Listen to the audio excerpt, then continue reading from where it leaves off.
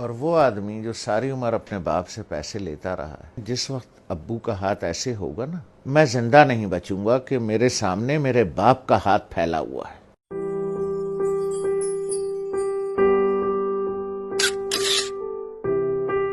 ایک دن میں بیٹھا ہوا تھا، اسلام آباد سے گیا تھا کراچی، نوکری میں تھا، تو ہم امی کے کمرے میں بیٹھے تھے، وہ اپنے سامنے بیٹھی ہوئی تھیں، تو میری ایک ہی بہن پاکستان میں ہے، اس کے تینوں بچے بھی آئے ہوئے تھے، وہ بھی آئی ہوئی تھی،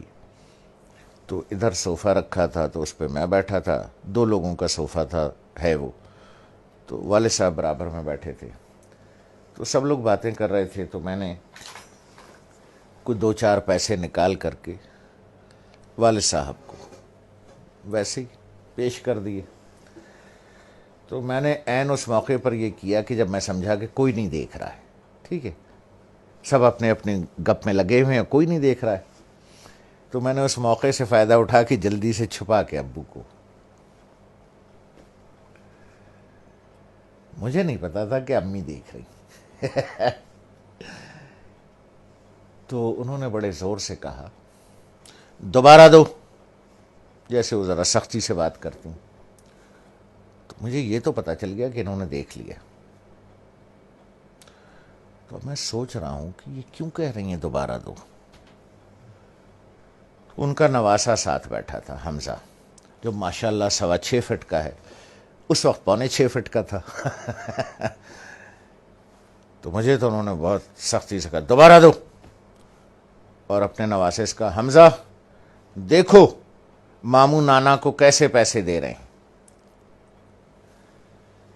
تو میں نے جیب سے جو بھی پیسے نکالے یہاں رکھ کے والد صاحب کو ایسے یوں کر کے چھپا کے پیش کر دیے، تو ابو نے اٹھا لیے، تو دوبارہ جب امی نے کہا کہ دوبارہ دو، حمزہ دیکھو ماموں کیسے پیسے دے رہے ہیں نانا کو، تو میں نے دوبارہ دے دیے، تو والدہ نے کہا کہ اب اسے بتاؤ کہ تم نے ایسے کیوں دیے۔ تو میں نے کہا دیکھو بھائی حمزہ میاں، یہ میرے والد صاحب ہیں، میں ساری عمر ان کے ہاتھ سے پیسے لیتا رہا ہوں، اب میں نے یوں نکال کے پیسے دوں گا تو میرے والد صاحب کا ہاتھ یوں ہوگا،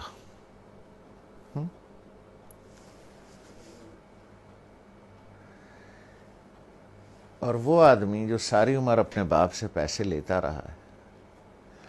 جب میں نے کہا اپنے بھانجے سے، میں نے کہا حمزہ میاں جس وقت ابو کا ہاتھ ایسے ہوگا نا، تو میں تو مر جاؤں گا، مجھے ہارٹ اٹیک ہو جائے گا،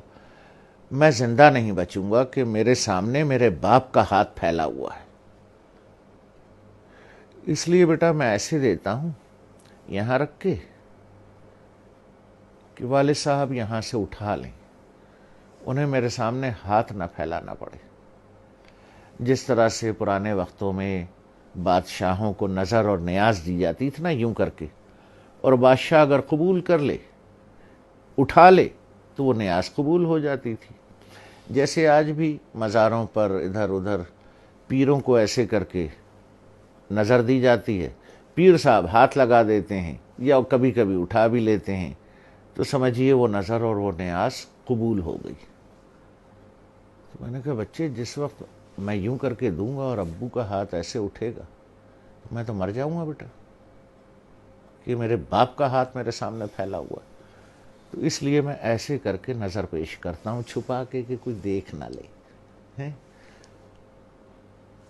کہ باپ ہاتھ پھیلا رہا ہے، نہیں نہیں نہیں، باپ نظر قبول کر رہا ہے، اس نے ہاتھ لگا دیا تو قبول ہو گیا۔ اب وہ حدیث مبارک کا مفہوم ذہن میں لائیں، جب سرکار رحمت اللہ عالمین صلی اللہ علیہ وسلم نے بیٹے کا گریبان پکڑ کے کہا کہ تو اور تیرے پاس جو کچھ ہے تیرے باپ کا ہے، لوگ بھاگتے ہیں، میں آخری بات کروں، لوگ بھاگتے ہیں وہ فلانے پیر صاحب سے دعا کرا لیں، ہیں جی، وہ فلانے مزار پہ دعا کر لیں، وہ پیر صاحب کا جھوٹا پانی پی لیں، ہیں جی، وہ پیر صاحب کی جوتیاں اٹھا لیں، بخشے جائیں گے، ثواب ملے گا۔ ارے یار 2 عدد پیر تمہارے گھر میں بیٹھے ہیں،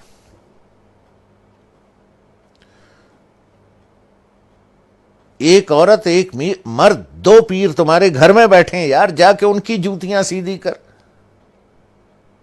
ان کا جھوٹا پانی پی، ان کے پیر دبا، پیر صاحب کے بجائے باپ کو نظر اور نیاز پیش کر، جا کے ابا کے جوتے پالش کر، ماں کی چپلیں سیدھی کر کے رکھ۔ دو پیر گھر میں بیٹھے ہیں، ان کو چھوڑ کے اللہ کو ڈھونڈنے کہیں اور جاتے ہو، شرم نہیں آتی؟